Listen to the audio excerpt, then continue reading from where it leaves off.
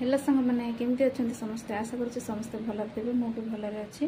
तो आज सका सका मु चिंगुड़ी शुकुआ थिला घरे तो चिंगुड़ी शुकुआ आउ जेहेतु अमृतभंडा घरे थिला तो आज चिंगुड़ी शुकुआ और अमृतभंडार आज गोटे रेसिपी करी आप सेयार करी। चलो देखा केमती कौन करुँची।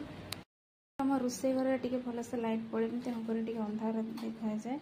तो मुझे प्रथम ये पपिया सब परिवा गुड़ाक सीझे दूसरी देखो गोटे परिवा को प्रथम टे हल्का सीझे दूसरी भलसे मसला देकी रोषे करी। तो चिंगुड़ी को मुझे प्रथम टे तेल फ्राए कर दूसरी तार आइंसिया स्मेलटा न रही।